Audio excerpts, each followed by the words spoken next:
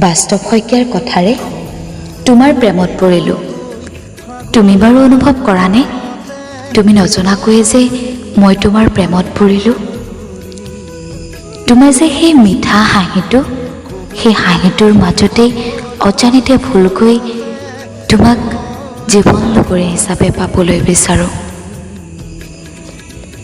মোৰ এই অবুজ মনটোৱে আজি বৰকৈ আমনি কৰেও।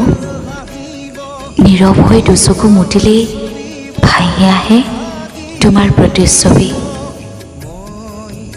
মোৰ সপোনৰ কাৰেং শুৱনি কৰি নৃত্য কৰা জীৱন লগৰী হৈ।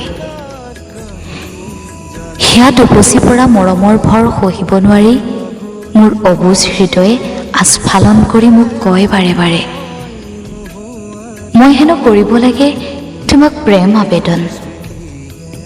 নিশ্চয়তাবিহীন এই মৰমৰ নাওখনিত উঠি যদি মই তোমাক প্ৰেম নিবেদন কৰোঁ আৰু বৰ্তমানৰ আমাৰ সম্বন্ধৰ মাজত যদি বিভেদৰ আউল লাগি মই গোটেই জীৱন মনোকষ্টত ভুগিব লগা হয়, অহৰ্নিশে তাকেই ভাবোঁ। চঞ্চল মনে আজি মোক উত্তৰবিহীন প্ৰশ্নৰ সমিধান বিচাৰে। প্ৰেমৰ একুৰা জুই বুকুত বান্ধি জীয়াই আছোঁ বিধাতাৰ লিখনিক সন্মান কৰি। ধন্যবাদ।